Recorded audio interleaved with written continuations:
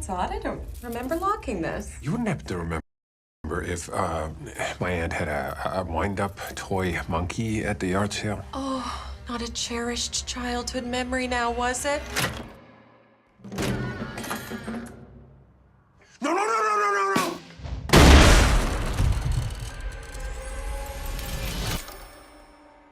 The coroner said it was an accident, but it was no accident. It was a monkey. It flicked. Welcome to Flick the Script Podcast. This is episode 21. Just want to say thank you guys once again for tuning in. Shout out to all the new listeners. Shout out to all the old listeners. Thank you for tuning in once again. We are at episode 21. It feels like these episodes are going by pretty fast. I remember like it was just yesterday when I was starting on my first two.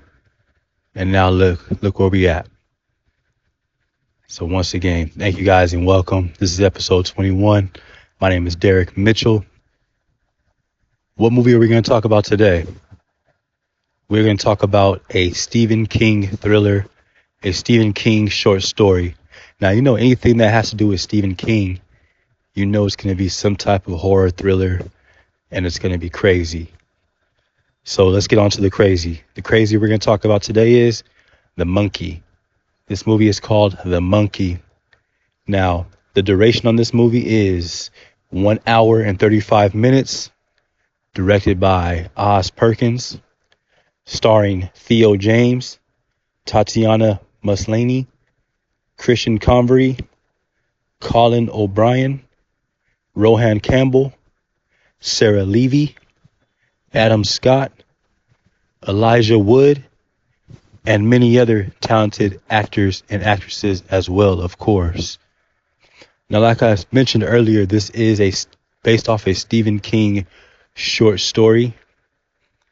This is about two boys, Hal and Bill, who receive a wind-up monkey from their father, who's no longer around. When he travels, he brings back items from the different countries he travels to. And one of the mysterious items he leaves the boys with is a wind-up monkey. And the reason why I'm not going to call it a toy is because in the movie they say, hey, you don't want to call it a toy. But now it's more like a relic. It reminds me of like how, have you seen the movie Annabelle? It's kind of used how Annabelle was used in that movie, which is funny because one of the producers of this movie is James Wan, who was responsible for the Annabelle movies and the Conjuring movies and so forth. But back to this one.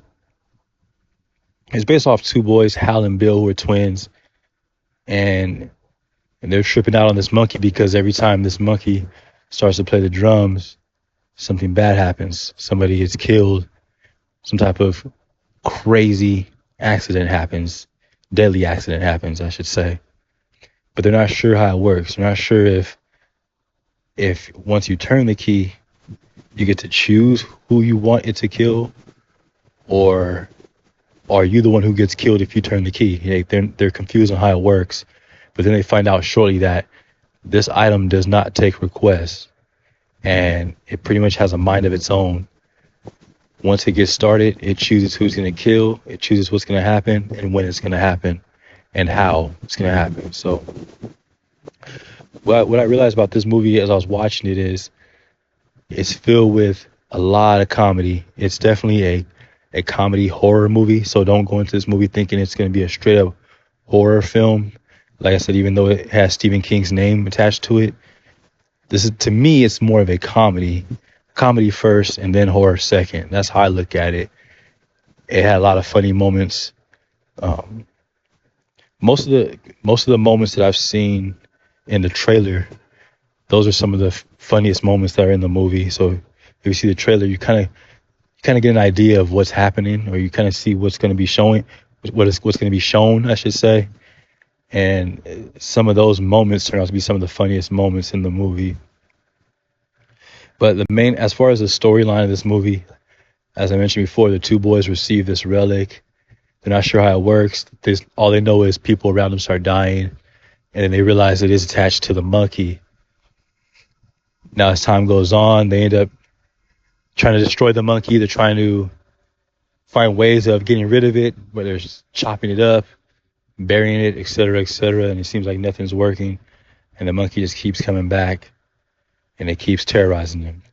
And fast forward later, 25 years later, as they're adults, once again, it still continues to terrorize them, and they're not sure of how to get rid of this thing.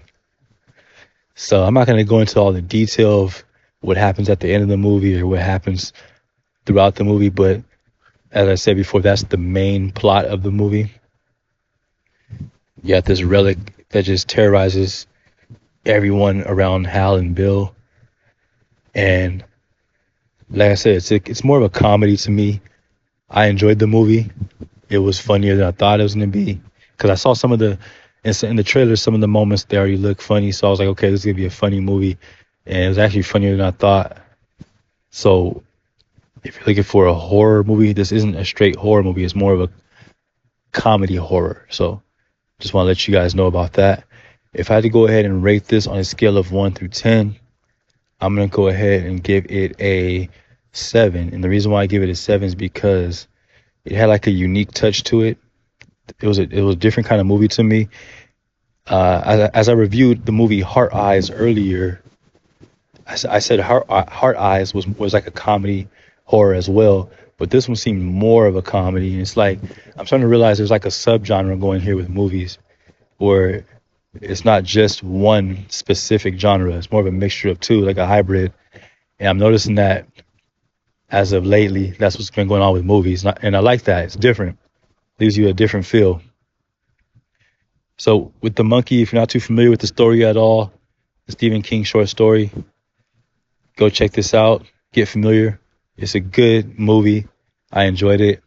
I wouldn't mind seeing it again. Once again, the movie I'm talking about is The Monkey. Go see that. Oh, right before I take off, I just want to say, I always feel like it's really cool when the director makes an appearance in the movie.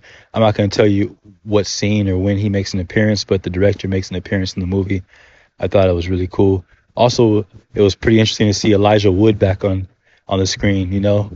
Interesting to see him, but Elijah Wood made an appearance in the movie, so that was pretty cool.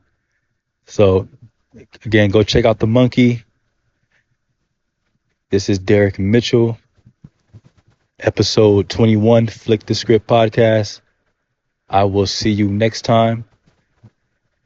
Tune in.